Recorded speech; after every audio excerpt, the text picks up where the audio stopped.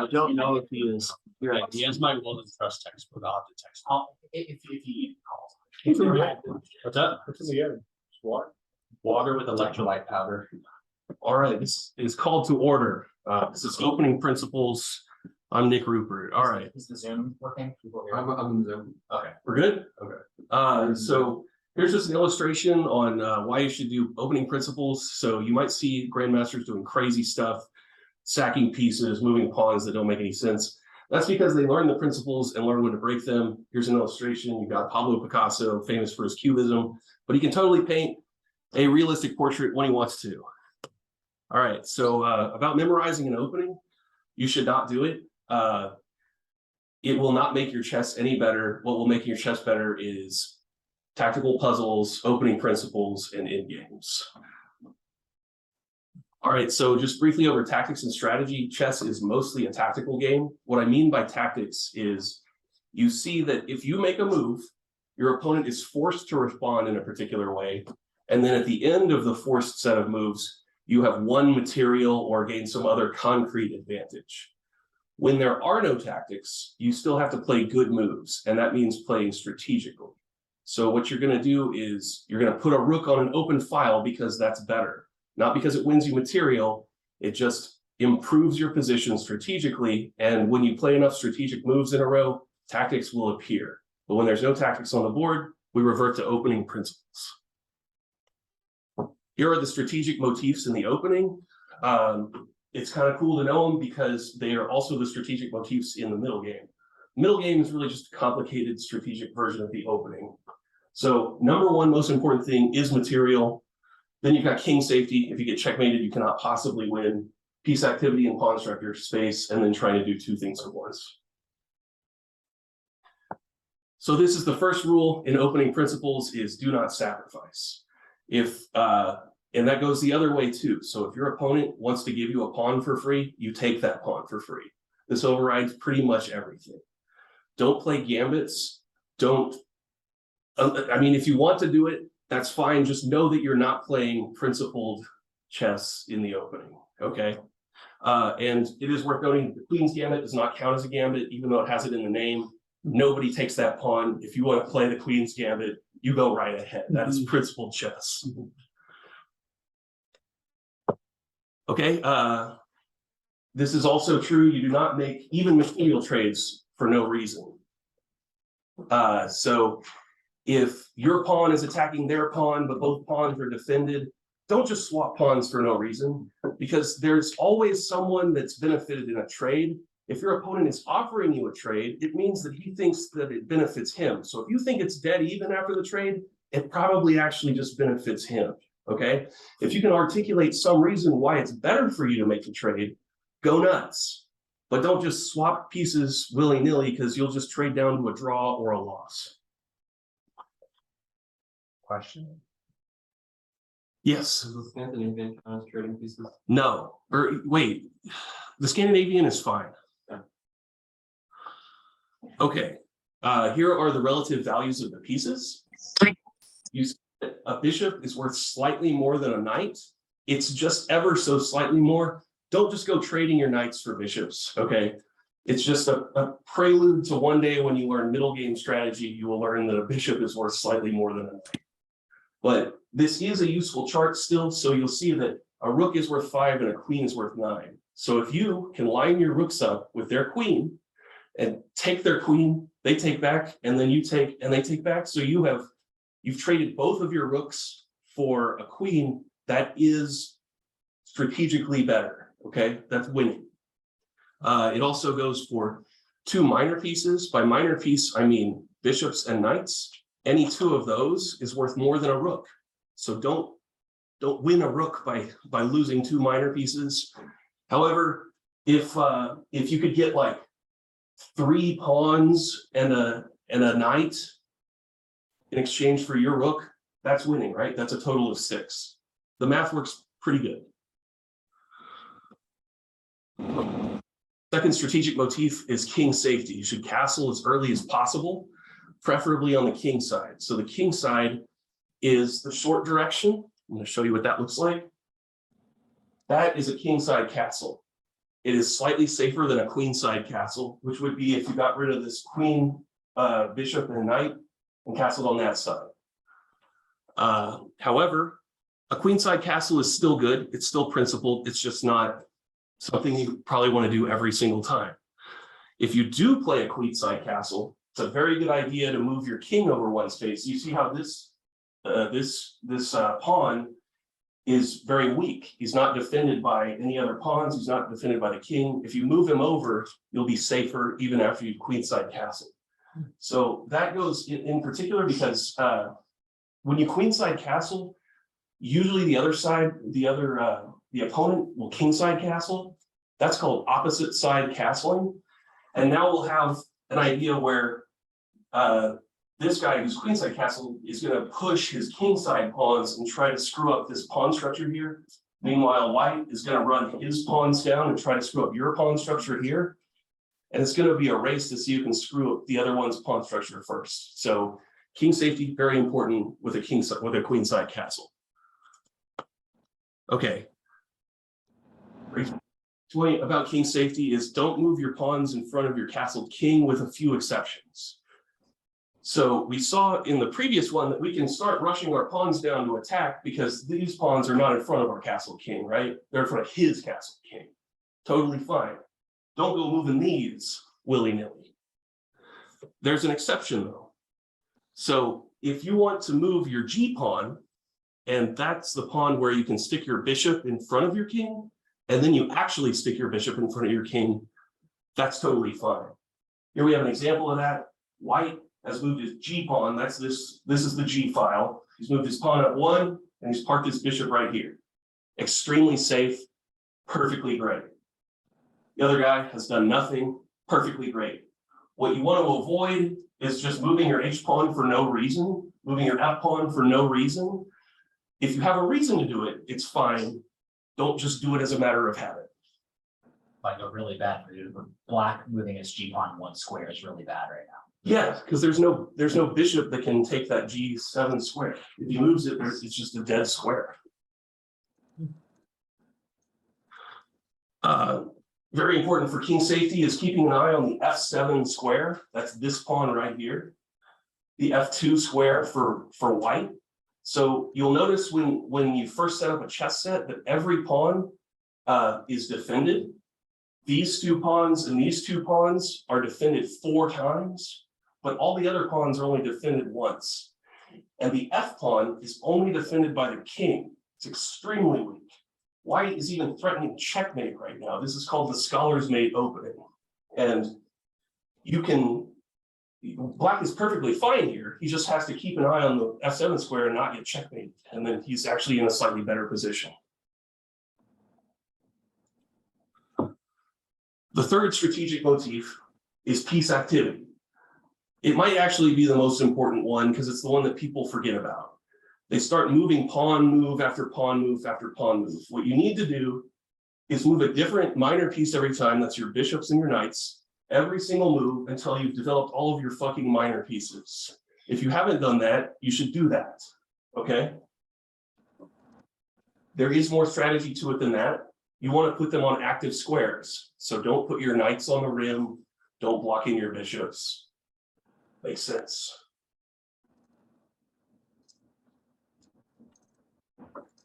Okay, finding good squares for bishops. Bishops like wide open spaces. They want a long diagonal to look down. If you put them in the center, they're great there as long as they can see a long way in all directions. And they're great in a corner too. Where they're not great is where they're blocked by their own pawns. If there's a knight in front of the bishop, that's fine, because you can always move that knight out of the way. Pawns tend to stay where you put them. So once you put a pawn in front of a bishop, it tends to stay there and make that bishop relatively useless. As Lisa Simpson says, a blockaded bishop is of little value. There's also a concept called good bishops and bad bishops. You've probably seen in just regular chess games that there will often be a very long chain of pawns, like in a diagonal, and those pawns will necessarily be on the same color as each other. because diagonal squares are all same color as each other. Your bishop that's on the same color squares as that chain is your bad bishop, because it can't maneuver around those same colored pawns very easily. So one strategic idea that you can do even in the opening is, if you find yourself having a long chain of pawns like that, you might be able to trade off your bad bishop for the other side's bishop. And that could be strategically advantageous. That's a trade, but we've articulated a reason to do it. We're trading our bad bishop for their good bishop. That's great. Another thing you can do is realize that you're going to make a chain like this, and you get your bishop out first. So you move your bishop out, then you play a blocking pawn move. Here's an illustration of what of like good things for a bishop. If you put a bishop in the center, he sees 1 trillion squares. But over here in the corner, this is called fianchettoing. It's an Italian word. I don't speak Italian, but this is just a classic place to stick a bishop. They can see right down. If you stick one here, you'll see right down to the castled king on the other side. They're great in a corner. Fantastic strategic move, putting them in a fianchettoing position, as long as you don't block it with pawns. Pinning is also a great thing to do with bishops. So you see here, if this knight were to move, the white king would be in check. So it's actually illegal to move that knight. That just restricts what white can even do now. So he's going to have to play reactively while you get to develop normally. That's a strategic advantage.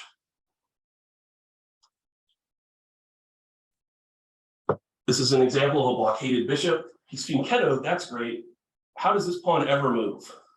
There's a pawn in front of it. It's never going to happen.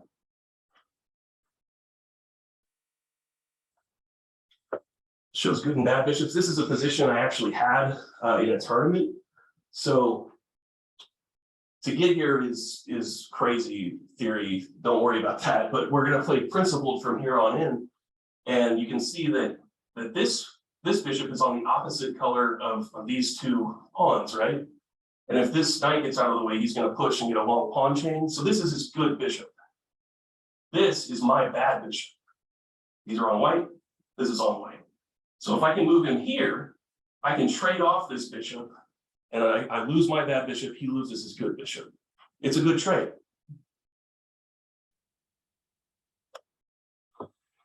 Yeah, here's another thing. Don't defend your pawns with bishops unless you have to.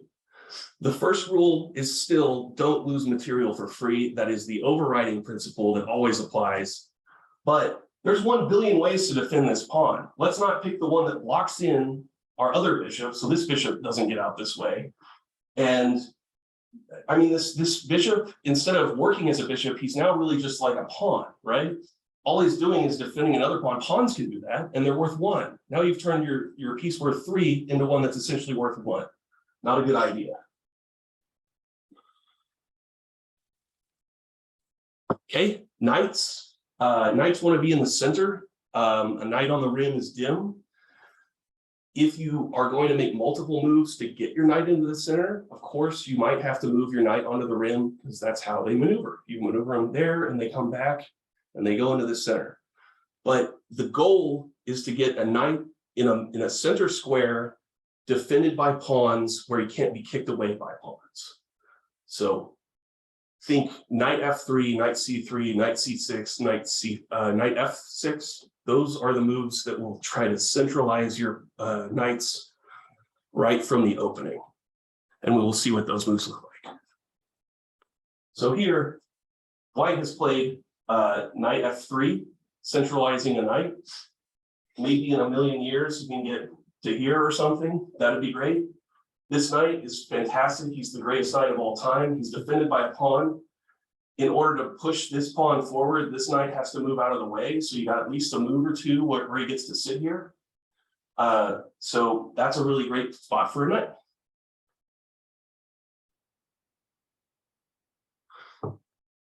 A classic strategic move is called knight f5. So you put your knight on f5. He attacks every important square right by the castled king in order to kick him. Black is gonna have to play G6, which screws up the pawn structure in front of the king. And once he plays G6, we can just jump right here because this is undefended now. Knight on F5 defended, fantastic. If you can play it, you should. And yeah, that goes the opposite for Black. So if we reverse colors, then this square is fantastic for Black to stick a knight on, right? It's just a mirror. You can also blockade a bishop with a knight. It's not as bad because knights can maneuver, but it still wastes time. This knight is not as active here as he is here, and he blocks your bishop from getting out. So don't do that unless you have a really good reason to. It's unprincipled. Is it? Is it? No, you can push. Sorry. Come on in. Here's an example of a knight on the rim. So white on his first move has just played knight to H3. That's the ammonia opening because it's so stinky. Also it's in H3.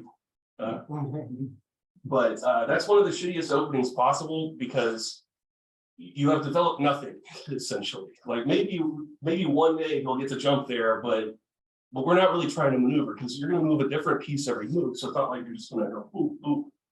It's worthless. Okay, rooks. Rooks are powerful when they can see each other. They don't want any pieces at all in between them, not pawns, not other pieces, nothing. That's really great. They also want to be on semi-open files. What a semi-open file is a file, and by file I mean column, by the way, that has no friendly pawns on it. It could have other pieces on it, it could have enemy pawns on it, but it wants no friendly pawns.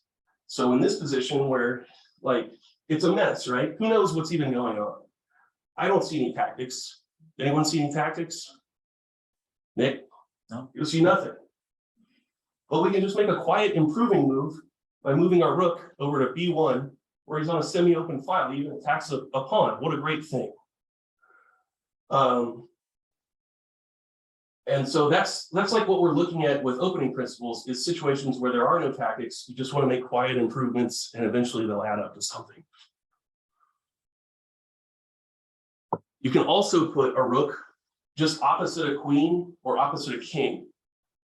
You park in here because you don't have any other moves or anything else you're trying to do right now. You're just making a quiet improvement. It's not a big improvement, it's a tiny improvement. Maybe in a million years, this will get traded off, this will move out of the way, and now you have a discovered attack on the queen, and then you'll have to react. Maybe it won't happen, but it's better than nothing.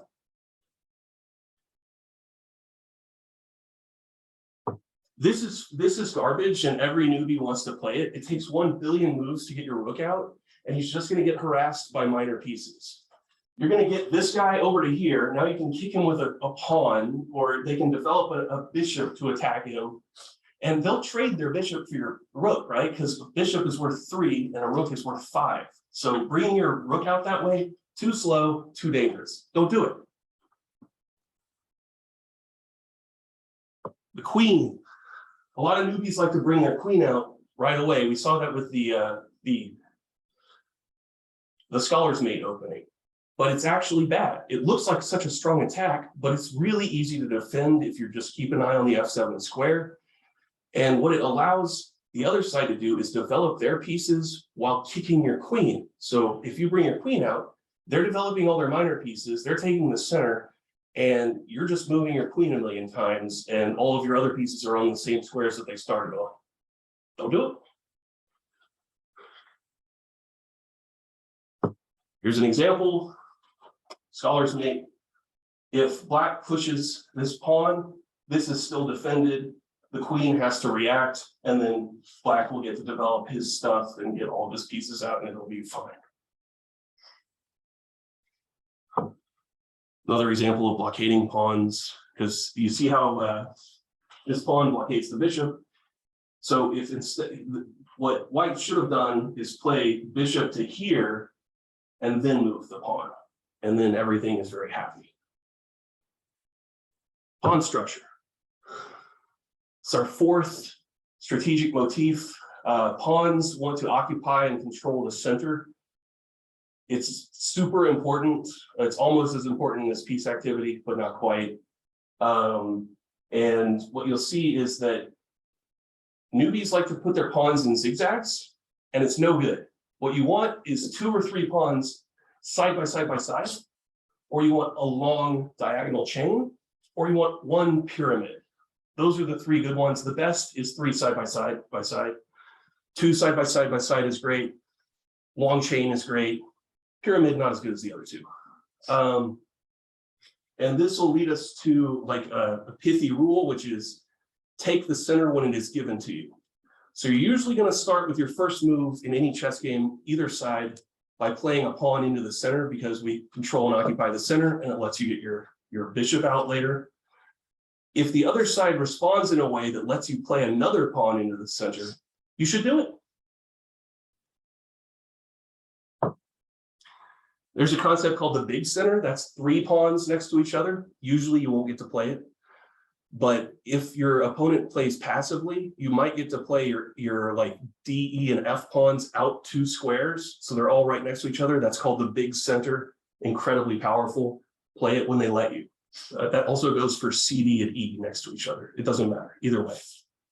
We said don't move our pawns in front of our king, right? If you can take the big center, take the big center. Don't just make a bunch of shitty pawn moves. So see it a lot with newbies, they just keep making pawn move after pawn move after pawn move. They're not developing their pieces.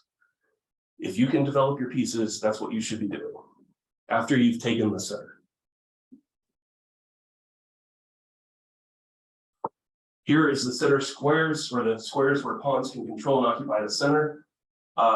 So these 2, they don't really control the center, they just occupy it. Here they control and occupy, here they control but do not occupy, right? So if you could take both of these, that's taking the center. If you can take all 3 of these or all 3 of these, that's taking the big center. But if you want to make a big pawn chain like this, pretty great too.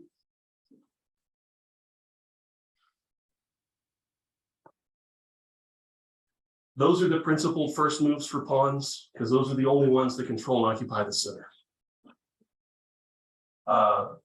You will see that F4, totally playable. It is principled, but it is riskier than the others because you've moved a pawn in front of where your king is going to castle. So maybe castle queenside, or just be aware of what you've done. And it's risky because it ties back into your theme of the F2 and F7 squares being very weak. So playing the F pawn even weakens it further. Yeah, for sure. And we'll see that with another pawn rule, which is just never play F3. You can play F4, which is out 2, but there's a rule that just says don't ever play F3. If you need to play to avoid getting checkmated, obviously do it. Other than that, do not do it. Same goes for playing F6. Don't do it. Playing F5, risky but fine. Yeah, okay. So here's an example in the Queen's Gambit accepted. So white played 2 pawns out here to black's 1, and black is taken. Normally they don't take that. That's why the Queen's Gambit isn't really a gambit, and we call it the Queen's Gambit decline. Here, black has made a mistake and they've taken it. That's called the Queen's Gambit accepted. It's a mistake because now white can take the full center. So that's what you do. You don't really have to know that it's called the Queen's Gambit accepted. You just have to know opening principles. We take the center when it's given to us. Here's another example. White played D4, black played knight F6. Knight F6 covers this square, the E4 square. So we can't take the center by playing E4. We don't give up material for free. That's the #1 principle of chess. But we can take the full center by playing C4. So do it.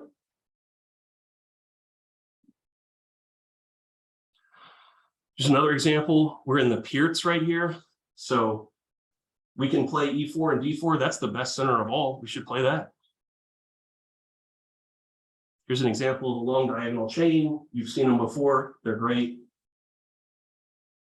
Pyramid is okay, but it's not as good because how is this knight or this bishop ever going to do anything? If you get him out first, way better. Don't put your pawns in zigzags. I see a lot of newbies do this, and it's literally losing from the opening. How will this knight ever get out? How will this bishop ever get out?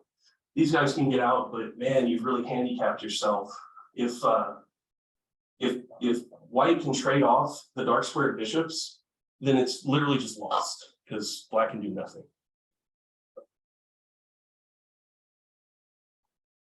Yeah, here's never play f6. This is probably losing right from here.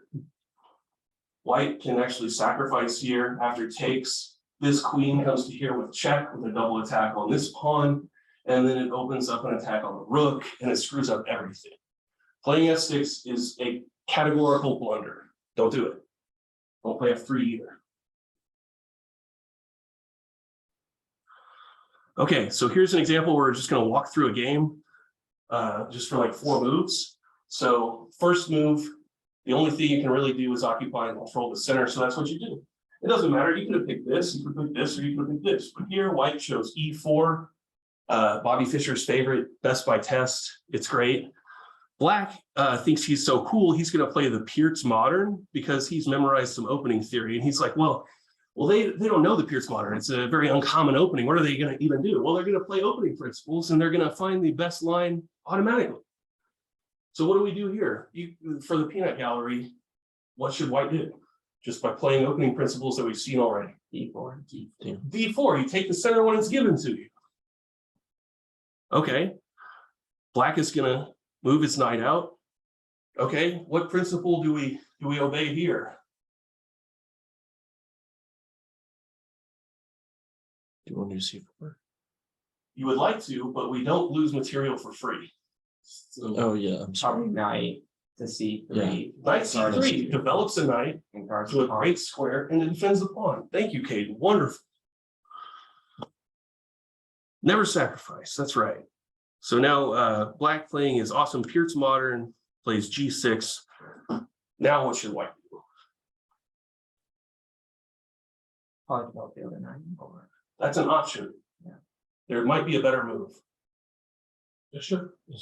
That's an option. There might be a better move. If you played those, you would be fine. We've seen it with our pawn principles. The diagonal is not, it would mostly be a wasted move here. It would just be a waste of time. But because you'd be pushing here or you'd be playing f6. Yeah. You don't, or sorry, f3, you don't want to play f3. But you can take the big center, right? Three right across. That wouldn't lose anything. So you do. And so you've just applied principles that you've already seen. You haven't memorized anything. He had to memorize moves. He still has to memorize a bunch of moves. So you've already discovered the Austrian attack. That's what this is. It's the strongest possible response to the Peart's Modern. You didn't have to know any of that. You just played principles. It's great. Yeah, I'd say there's nothing wrong with the moves suggested. None. Yeah, those are great. And one thing I would definitely not do though is instead of f4, if you played knight f3 first, I'm not as crazy about that because it locks in your f pawn. So what Nick is showing is let's play f4 first, and then I'll play knight f3, Yes. right? Instead of playing knight f3 and now my f pawn can't really fight for the center as much, right? So even like it's better to reverse those and play f4 first. Well, then isn't the pawn not guarded? Oh, you mean It's not, Oh, well, F3. well, Oh, actually, yeah, it is guarded by your bishop. So your bishop on c1 is guarding the f4 pawn or the f4 pawn. Yeah, I'm just stupid. No, you're good. I mean, so like Yeah, this is my preference, but from here, my goal would be to get my knight on f3, my bishop on c4, the castle, and then figure out what to do with my dark square bishop later. Like that's just my goal. But then black is always going to make a move that I might have to respond to, and so I have to postpone my goal. But that's what I want from this position. Still good. Okay. Then after this, we have many ideas, most of which were suggested by you guys already. But we're going to develop our pieces in castle. You notice there's multiple arrows. You can stick your bishop here, that's fine. You can stick them here, that's fine. Block. They're all great. But notice Nick is not moving the same minor piece twice. Yes. That is like the biggest mistake. It's probably not the most catastrophic mistake beginners make, but I see it all the time. And even when you tell people don't move your minor pieces twice in the opening, they'll still do it. Like you're not moving your knight on c3 any more than you have to. You're getting all your pieces out first. It's a waste of time because your enemy is going to do that. And then you're just behind in time. Space is probably the least important of them. I just stuck it in here. But by advancing your pawns and making a long pawn chain, I think I was probably too harsh because on your suggestion of making that long pawn chain, because it actually does give you some more space. So there is an advantage to doing that. If you make a long ass pawn chain, you can maneuver behind your long ass pawn chain. So we see this in the French, which you don't have to know that it's the French, but white can maneuver on all this kingside space. So what he wants to do is go the direction that his giant pawn chain is pointing and make a kingside attack. And a kingside attack is, it's much easier to figure out than a queenside attack for one thing, but it's just whichever way your pawns are pointing, that's where you have space. That's where you should think about maneuvering your pieces for an attack. So you're going to stick your knights, you're going to maneuver your knight over here, get them all out. And then when you're trying to pick between equally principled moves, you look for the one that does two things at the same time. So you want to develop your knight. You want to develop your knight. So you pick a knight move that will not only defend another pawn, but it won't block in your bishop. You see how you're accomplishing multiple things at the same time. If they're all totally equal, then don't worry about it. But frequently you can figure something to do in addition to developing a minor piece.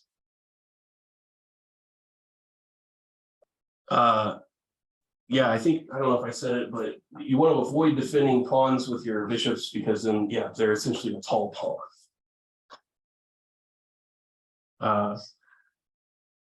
Yeah, oh yeah, and that's kind of a good tip. You'll see that your pawns are attacked frequently in an opening. You have multiple options. You can develop a piece to defend that pawn. You can defend it with another pawn by creating a pawn chain, or you can move that pawn out of harm's way by pushing it forward. Or you can trade pawns if it's to your advantage. That should be your last resort. You should look at the others first. So here's an example where it's the King's Pawn game. We've all played this 1 million times, but what is the most principled move of these three moves that all develop a piece? Well, it's knight f3 because that develops a piece and attacks an undefended pawn. So it forces black to respond. The other moves are totally playable, but by opening principles, this is probably your first result. Okay, so here's a strategic puzzle that I made. You're black, and you're just in the same. You're black and you're just in the same position we just had. Your white has played his knight out. How should black defend this pawn? What do you guys think? Knight c6. Knight c6, right? Because you're developing a piece and defending it. Why should you not play bishop here? Just block your pawns with your bishop. Yeah. And with your pawns up forward. What about moving the pawn forward? Well, it's the bishop. It does do that. It also kind of just disobeys the general principle that we need to get our pieces out. Here's the summary. Don't give your pieces away for free. Occupy and control the center with pawns. Develop your pieces. Don't move the same piece twice, as Nick said. And castle early and often. Here is just a list of good first moves. You can try them all, don't try them all, doesn't matter. They're all great. If you play this, you see, right? You're going to put your bishop right here. You're going to fianchetto. Okay, here's an opening puzzle. We're in the French. You don't have to know that, but you would get here by opening principles, okay? You would play the same thing. You've played e4. They've responded with e6, so you took the center. Then they played the French move, which is d5. They're attacking your pawn. We don't lose our material for free. What now? What do you think?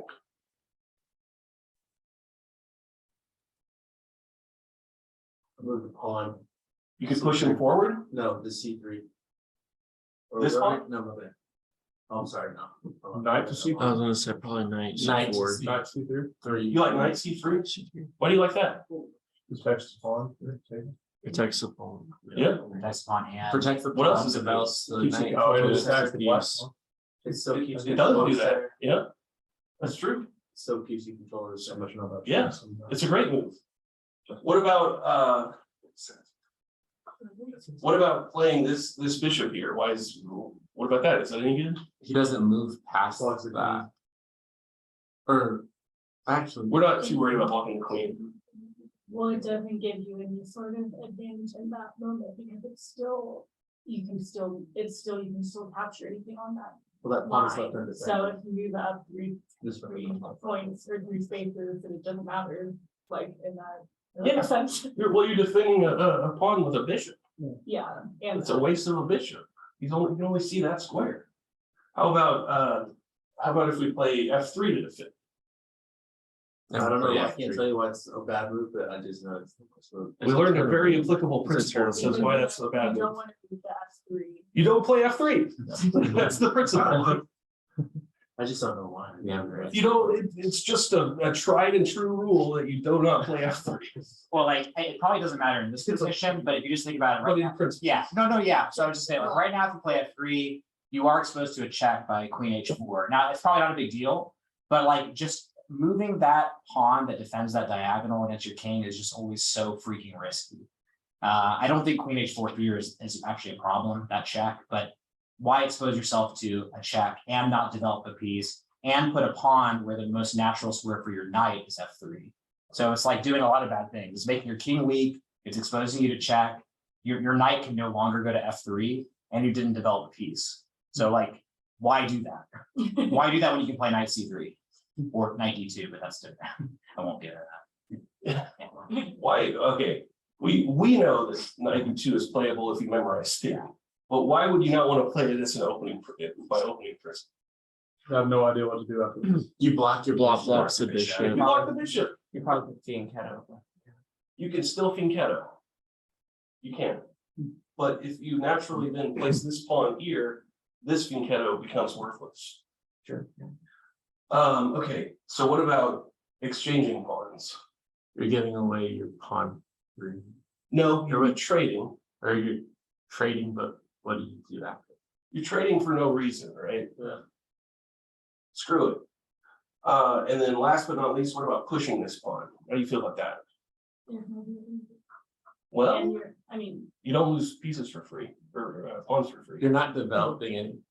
It's You're true. just pushing the pawn.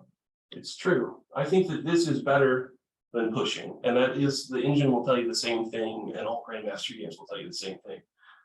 But pushing is probably the second best move, and it's totally playable because what you're doing is you're creating a long pawn chain. You're going to get to follow up with this pawn move eventually. You're going to build that huge space over here. You're going to be able to maneuver over here and attack.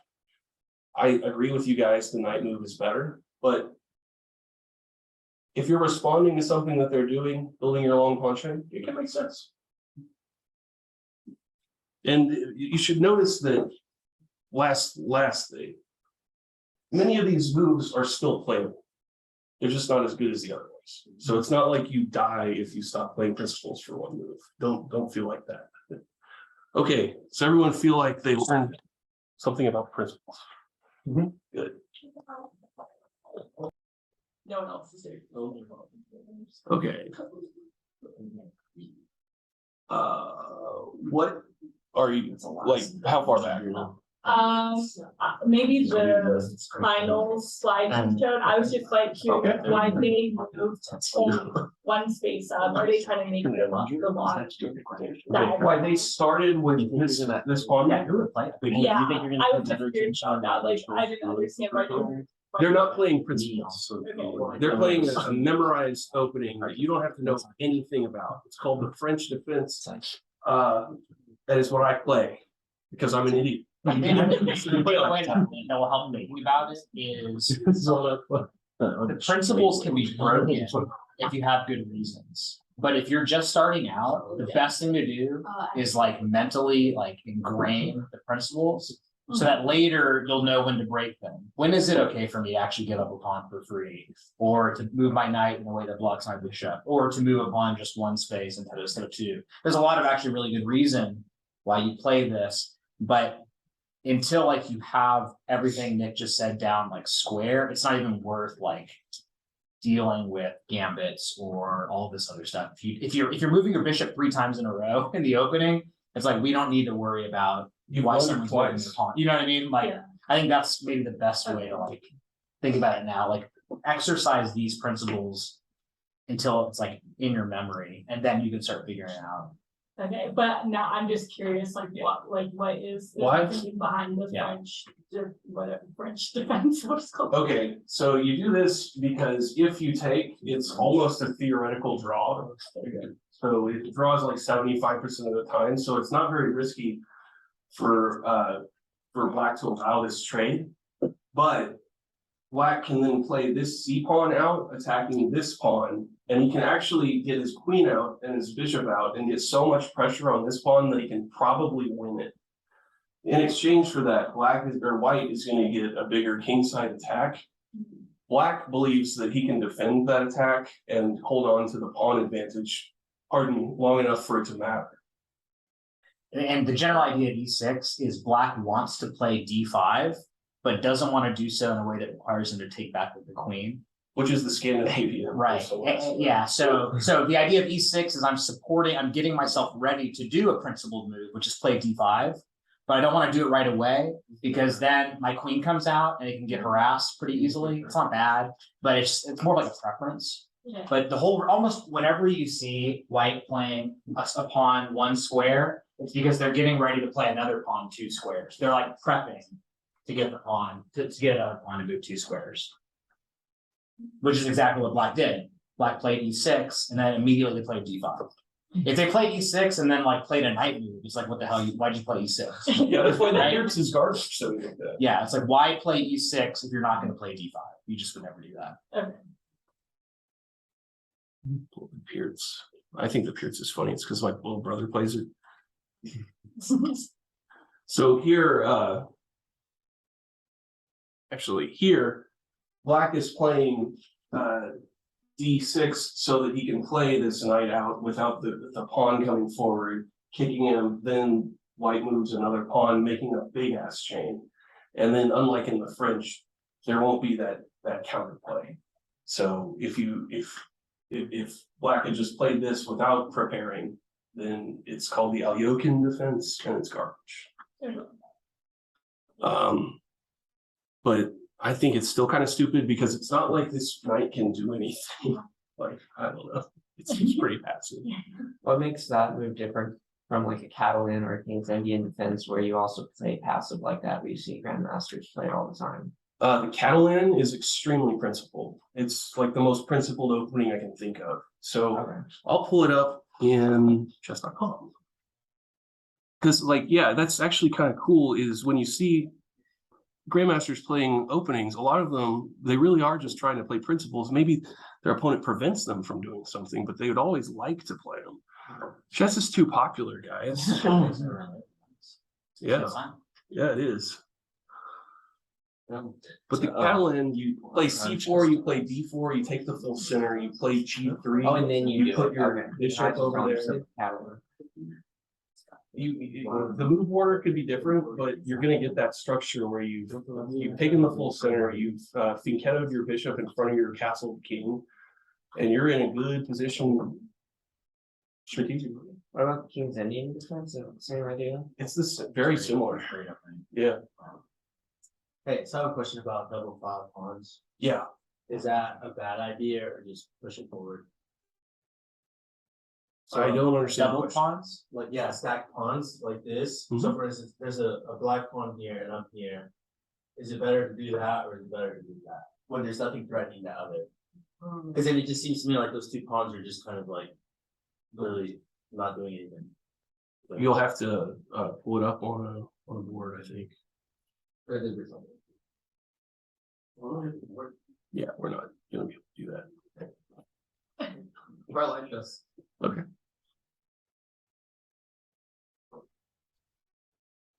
like if two pawns are on the same file, but like Double getting pawns. there. Two versus of the not same doing color that. or two Yeah, two, different like, colors? I have two white pawns Uh-huh. and I'm on a double file. Does it make sense to have even taken that way? Can you, you wanna move the pieces? I'm just gonna set it up, but. Yeah. You can move them wherever too, I don't think you. Yeah. Else, words you can't. Or you can't have it. You got a little player. I wish then that, so for instance, if they move like just some goofy Or move you have to here, use- you have to put it right. if they just some goofy move here, right? And then this is what I was doing. Here. Our first principle is you do take material for free. No, I know, but like sometimes it's not so free. Mhm. But like, let's say for instance, I had been cut out here. That's just right here.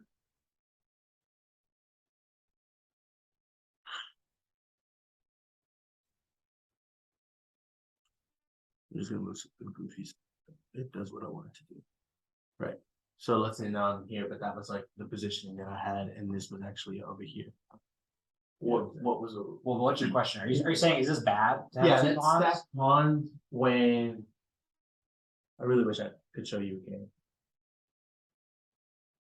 You just So Google are you stack asking pawns. if So- they're stacked, if you should unstack? Yeah, no, not necessarily that they're stacked and that's a bad thing, but it's like if there's another move Is where it I'm better to just. lock the position or is it better to back the bracket ball?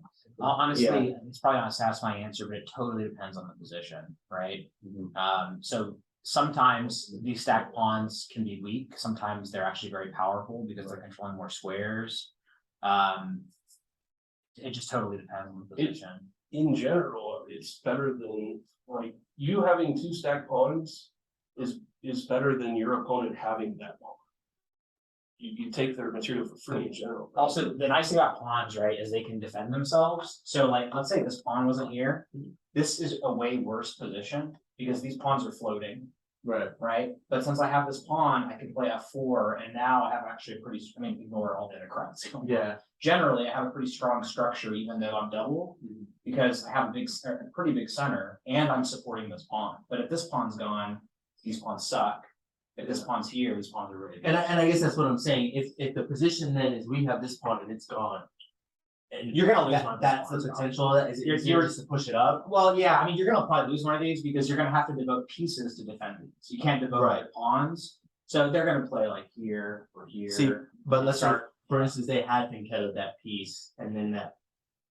The pawn, the e6 pawn was available. But then they pushed it up and instead of taking it, I push it up because that seemed like the stronger move. Well, I wouldn't have play here just for a reason. I just give up a pawn, right? And it's Make it work for you. What I mean is like, yeah, like then I would push the pawn from where it was at D or the D5. In this position, you would just play bishop. I mean, I think generally, so like, there's a concept of called isolated pawns, and it's when there's a pawn that can't be supported by other pawns. And those are usually bad. So like I said, this F pawn is here, you have two double isolated pawns. Right, so that's really bad, they're gonna be targets, probably black will pick them off. But with this actually, I actually don't mind this, right? And I'm not interested in pushing this. I'm interested in holding this and making black sweat. Because black's gonna have some, I mean, how are you, I guess, where's your knight gonna go? I guess it's gonna go here. And then you can't even get out. And also, if you play here or here, I can just take. And I still don't, like, I still have double pawns, like before I had double pawns, afterwards I have double pawns, and now you lost the center pawn, so. And that's, I guess my question was like, I mean, if there was like a base level answer for it, rather than just based on circumstances, whether or not you. I would ask yourself, my first question I would ask is, are they isolated pawns?